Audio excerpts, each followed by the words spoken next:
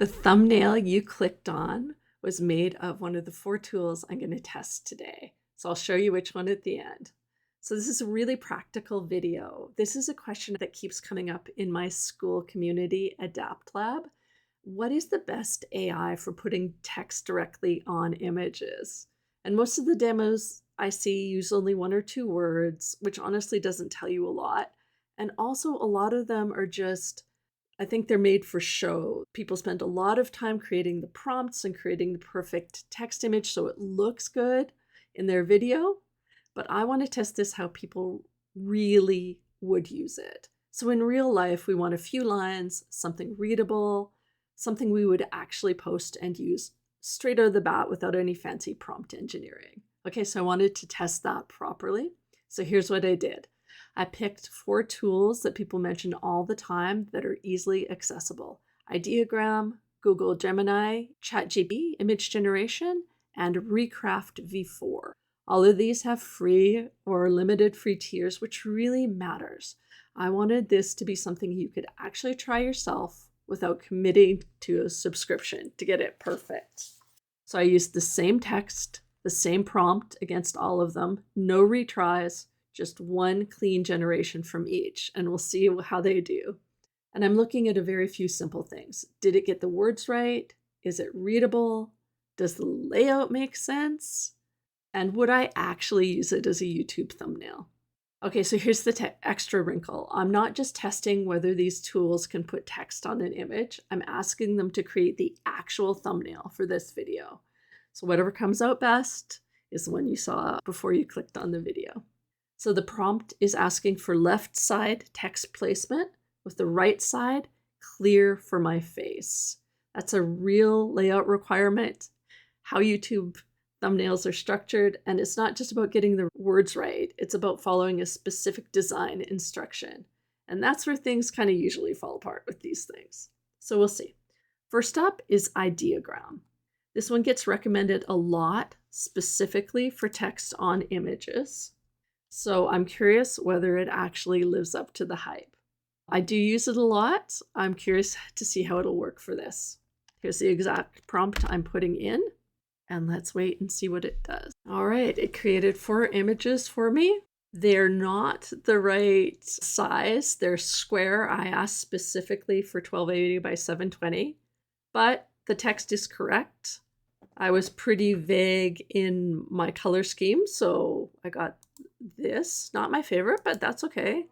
It did align them to the left. They're not jumping out at me as amazing, but it did what it was supposed to. Let's go on and try Google Gemini. I've already run this one.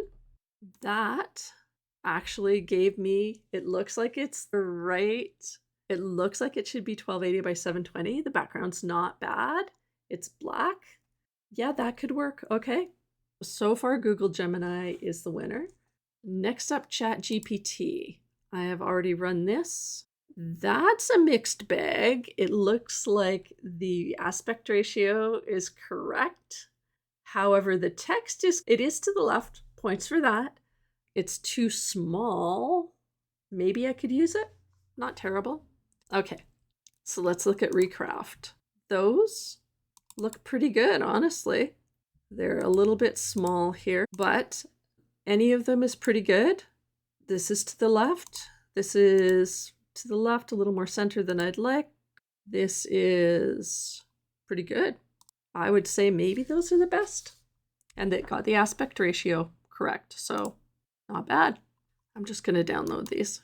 Export as. Okay, so that's round 1. Abstract backgrounds, clean and simple. Now I want to push it a little further, because here's the thing. A lot of people don't want abstract backgrounds. They want like a real image behind it, a forest, a desk, a coffee shop, something that feels kind of atmospheric.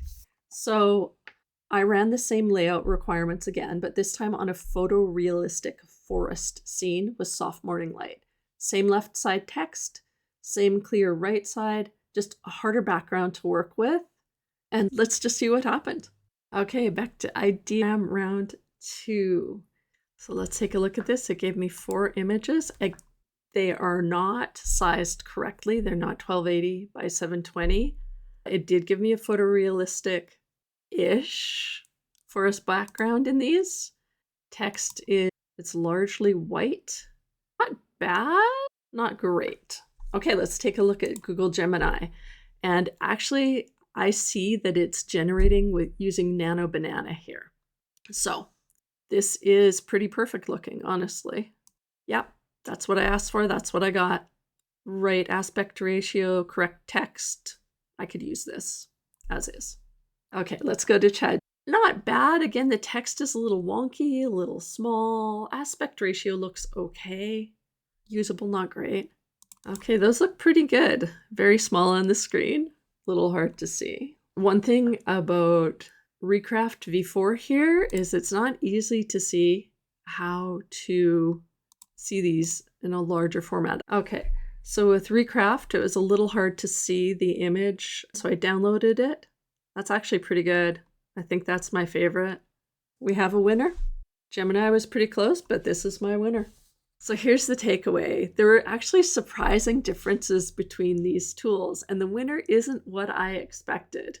My favorites are Recraft V4, which gave me this nice image here, and Google Gemini, which gave me this. Both of them are nice photorealistic backgrounds. Text is to the left, and the image, it's what I asked for. And I used a simple prompt because I don't want to fight the tool. I want something that gets me close on the first try. And some of these actually really did. So if this kind of comparison is useful to you, let me know. I'm happy to test other prompts, other styles, other tools. And if you found a prompt that works best for text on images, I would really love to hear it. So this isn't about chasing every new tool. It's about finding what actually supports your work. And thanks for watching.